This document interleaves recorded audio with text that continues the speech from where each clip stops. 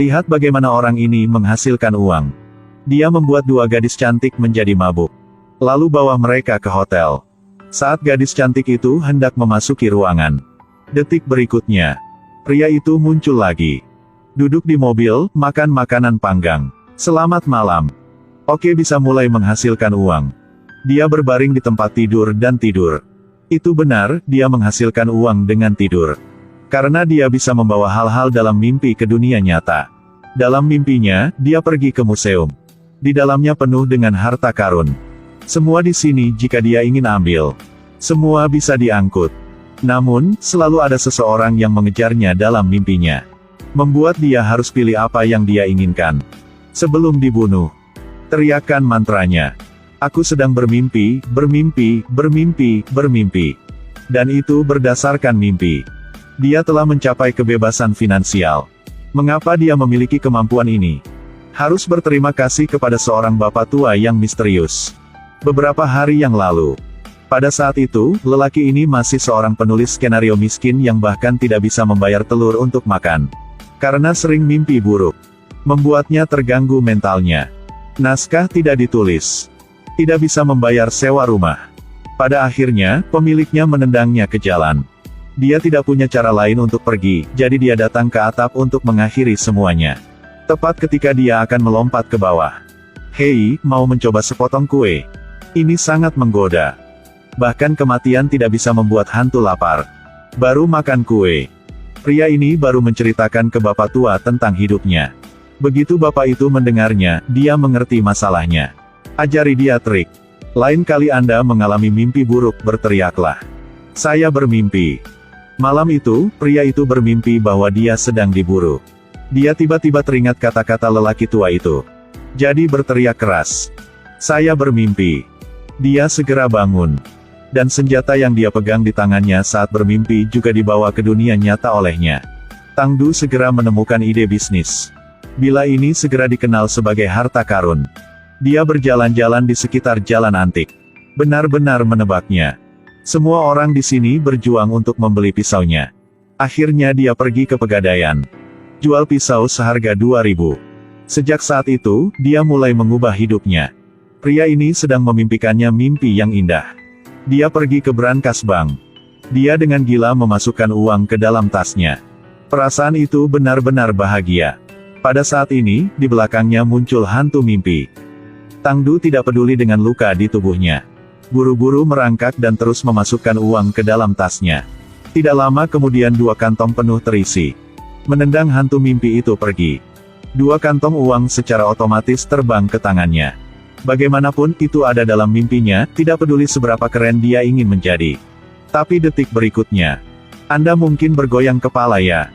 Karena dia benar-benar bisa membawa uang dari mimpi ke dunia nyata. Rahasia ini hanya teman dekatnya Atan yang tahu. Dia hanya perlu mimpi. Atan yang bantu untuk tukar duit. Satu persatu, setiap rantai emas dibawa ke dunia nyata. Sangat menyegarkan memang. Banyak jenis harta antik. Tidak bisa mendapatkannya. Ini memang berdasarkan mimpi untuk memenuhi mimpi menjadi miliarder kaya. Tangdu setelah menjadi kaya. Tidak lupakan dermawan yang menyelamatkan hidupnya. Pria tua misterius yang menjual roti bakar. Dia diam-diam meninggalkan tas penuh uang ke dalam gerobak orang tua itu. Itulah berterima kasih dari dia buat bapak tua ini. Lebih keren lagi mengejar cewek. Langsung bawa koper penuh uang. Langsung bawa koper penuh uang. Saya ingin memberi pacarnya mobil balap. Hanya mengendarai mobil keluar dari mimpi. Juga tidak tahu di lantai berapa apartemennya. Bagaimana bisa mengendarai mobil ini? Ketika dia tidak punya uang. Dia tidak bisa tidur di malam hari, terutama celaka. Setelah punya uang. Dia punya banyak waktu dan melakukan segalanya dengan benar. Tulis skrip sesuka hati dan dapat menjual 200.000. Karena Atan ingin membantu mewujudkan impian Tangdu. Atan telah memberinya citra sebagai penulis skenario yang sedang naik daun dengan potensi besar. Langsung luncurkan 20 kategori. Tulis skrip sendiri dan buat menjadi film. Baru saja berinvestasi lebih dari 100 juta. Habiskan sedikit uang ini. Lalu apa lagi? Atan berencana membantunya dengan proyek besar. Atas namanya Tangdu, untuk membangun menara Tangdu. Dan masukkan semua pengungsi dan bajak laut ke dalam menara itu. Makan dan minum benar-benar gratis. Pekerjaan pendidikan penuh. Saya sudah memikirkannya juga. Jika saya benar-benar tidak bisa, saya akan pergi. Namun, membawa item dari mimpi ke dunia nyata juga memiliki efek samping. Hari itu dia merasa tidak nyaman di tubuhnya. Dia berjalan ke depan kaca dan melihatnya. Ada 2 bekas luka besar di tubuhnya. Dia tidak tahu apa yang terjadi padanya. Dia bahkan tidak berani membiarkan pacar mengetahuinya. Jadi aku menyelinap keluar. Hasilnya hari Senin. Dia telah diculik.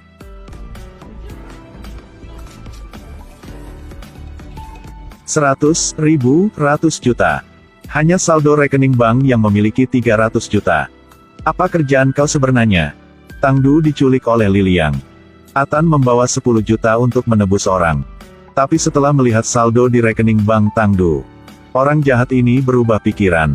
Liliang memimpin 2 mereka ke markas rahasia mereka. Begitu saya memasuki rumah, dia dikejutkan oleh pemandangan di depannya.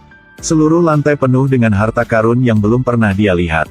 Keluarkan yang mana aja. Bisa membuat seluruh dunia kaget. Liliang memiliki niat untuk membunuh 2 orang ini. Dia ingin mengambil alih semua ini. Tepat saat ini, pacar Tangdu datang untuk menemukannya. Lalu ditangkap sama anak buah Liliang. Waktu yang tepat untuk bersihkan semuanya. Liliang memerintahkan untuk tidak melewatkan 1 orang pun. Mereka bertiga mempertaruhkan hidup mereka untuk melawan. Tangdu ditikam dengan pisau. Dalam proses melarikan diri, Atan telah menahan 2 musuh. Pada akhirnya mengorbankan dirinya sendiri. Tapi belum lari jauh. Akhirnya ditangkap juga. Pacarnya juga pingsan. Tangdu seperti anak ayam yang dibuang. Dia tidak tahu apakah dia hidup atau mati. Sekarang semua gambar dalam mimpi perlahan muncul di kepala dia. Akhirnya dia pergi ke depan pacarnya. Di antara mereka berdua dipisahkan oleh dinding es. Dia tidak bisa menyentuh pacarnya. Pada saat ini seorang Tangdu jatuh ke kedalaman keputusasaan. Telah benar-benar menjadi iblis.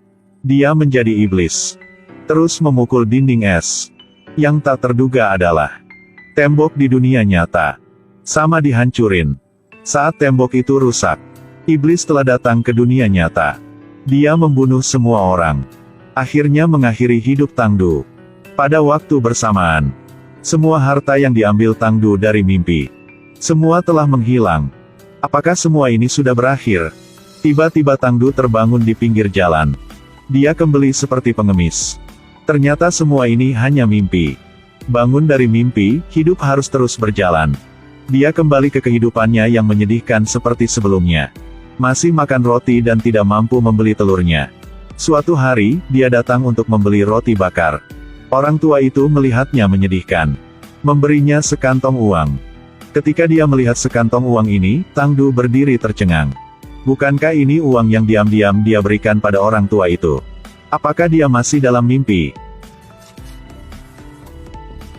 Saya yakin sebagian besar orang setelah menonton film ini.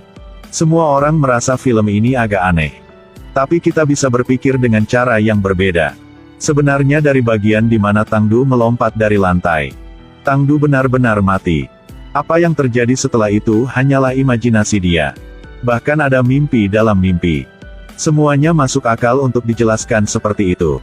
Lagi pula, dalam mimpi, apa yang tidak ada?